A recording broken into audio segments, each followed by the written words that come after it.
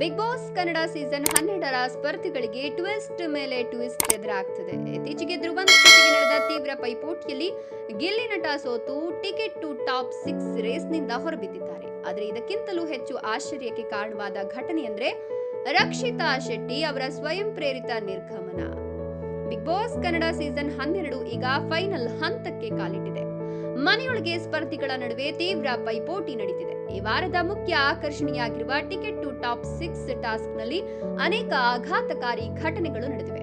ಈ ಟಾಸ್ಕ್ ಮೂಲಕ ಟಾಪ್ 6 ಸ್ಪರ್ಧಿಯ ಆಯ್ಕೆ ಮಾಡಲಾಗ್ತಿದ್ದು, ಗೆಲುವು ಸೋಲುಗಳು ಮನೆಯ ವಾತಾವರಣವನ್ನ ಬದಲಾಯಿಸುತ್ತಿವೆ.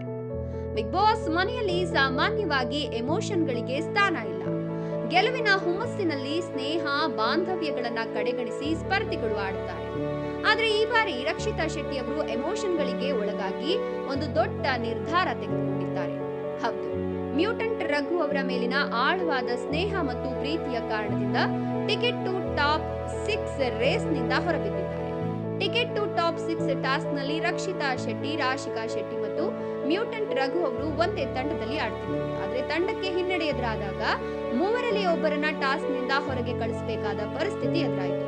ಮೊದಲು ರಘು ಮತ್ತು ರಕ್ಷಿತಾ ಶೆಟ್ಟಿ ರಾಶಿಕಾ ಶೆಟ್ಟಿ ಅವರನ್ನ ಹೊರಗೆ ಕಳಿಸಲು ನಿರ್ಧರಿಸಿದ್ರು.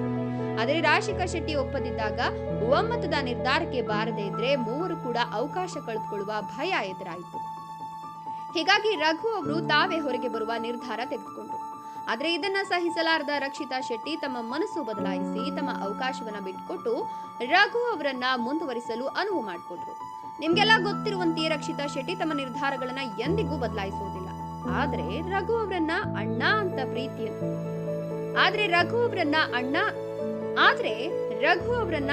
ಅಂತ ಪ್ರೀತಿಯಿಂದ ಕರೆಯುವ ರಕ್ಷಿತಾ ಅವರಿಗೆ ರಘು ಅವರ ಮೇಲೆ ತುಂಬಾ ಅಭಿಮಾನ ಇದೆ. ಮನೆಯೊಳಗೆ ಹಲವು ಬಾರಿ ಇಬ್ಬರು ಒಟ್ಟಾಗಿ ನಿಂತು ಒಬ್ಬರಿಗೊಬ್ರು ಸಹಾಯ ಮಾಡಿದ್ದಾರೆ. ರಘು ಹೊರಗೆ ಹೋಗೋದು ರಕ್ಷಿತಾಗೆ ತಡೆಯಲಾಗದಷ್ಟು ನೋವು ತಂದಿತ್ತು. ಅಳುತ್ತಲೇ ತಮ್ಮ ಅವಕಾಶವನ್ನ ರಕ್ಷಿತಾ ಶೆಟ್ಟಿ ಬಿಟ್ಟುಕೊಟ್ಟಿದ್ದಾರೆ. ಇದರಿಂದ ಪ್ರೇಕ್ಷಕರ ಮೆಚ್ಚುಗೆಗೆ ರಕ್ಷಿತಾ ಶೆಟ್ಟಿ ಕಾರಣರಾಗಿದ್ದಾರೆ.